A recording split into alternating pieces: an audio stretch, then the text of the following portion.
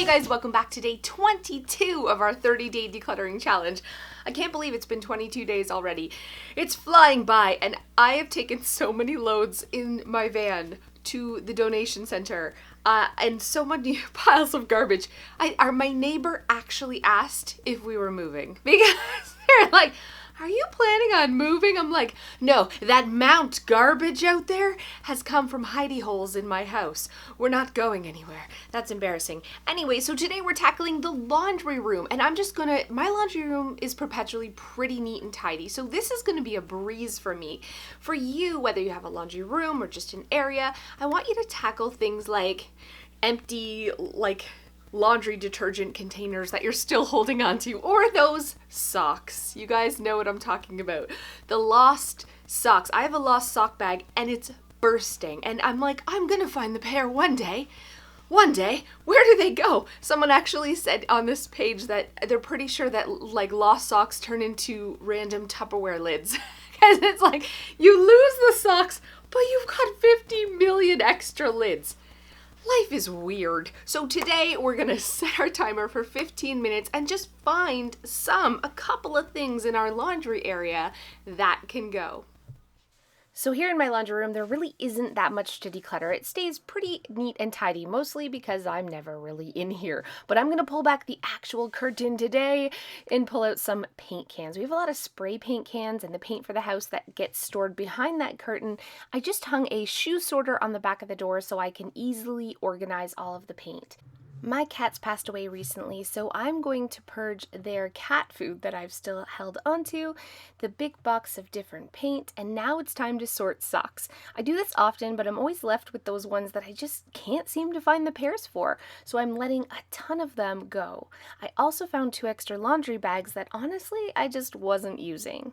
Overall, I spent less than 15 minutes and my purge pile's looking not too bad. I'm gonna drop the cat food off at my local animal shelter. So set your timer for 15 minutes and purge something in your laundry area today.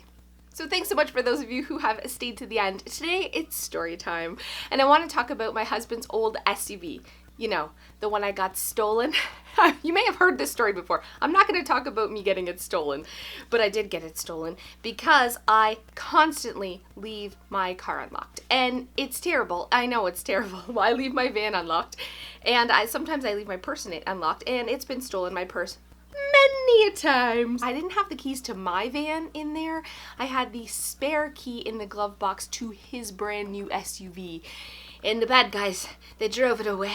Anyways, that's not the point. That's another story about how I'm constantly getting stuff stolen because I'm flighty. But the story is, when he first got the SUV, I never drove it because I'm a terrible driver and I didn't want to smash it or whatever. And so, but one time I needed it and it was on empty. It was out of gas. And so I took it to the gas station and I went to fill it up. And when I opened the gas tank, it was like this weird thing. There was no gas cap.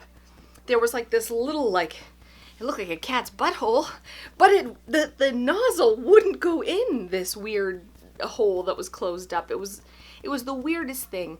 And then on the thing that, that opens up, not the gas cap, but the door, there was a picture of this funnel in the bumper and somebody pouring a jerry can in. And I was like, okay, maybe this is weird. Maybe you need to use a special funnel, because I couldn't get the nozzle of the gas thing in, and I tried for a long time. So anyways, I couldn't get it in, so I went to the back and I'm taking the bumper off the back, and I open up the trunk and I'm looking for this crazy funnel thing, and I'm like, why would they make this so complicated? And I'm walking back, I'm like, it cannot be this complicated. And I'm looking around like, I'm a moron, someone save me, I can't pump the gas. And anyways, finally, I went in and asked help, and the attendant came out, and he's like, yeah, you gotta push really hard, really shove it in there. So I did, and it went in, and I filled up the SUV, and I drove home, and all was well. And then about a half an hour later, I heard a knock on the door, and I went to the door, and it's a cop, it's a police officer, and he says to me, so we're just doing a survey for Dodge. We're wondering how you like your new SUV. And I was like, I'm so dumb. Okay. I was like, well, that's really nice of you. Yeah, I like it actually. Thanks. And he just looked at me like, with pity, and he was like, "No, ma'am." And he's laughing, and he's like, "Ma'am, when you get gas, you have to pay for it." And I was like, "Oh my God, I did pay for it." Here's the thing. When I went there, I put in my credit card, I put in the, I drove up to the gas tank, I put in my credit card, I put in the information, I put in like fill up to $200 or whatever. And then when I went to take it and start pumping, I couldn't figure it out. It was a solid 13 minutes of me trying to pump the gas, which had caused the gas pump to time out. So when I did finally get it to work, I hadn't paid for the gas.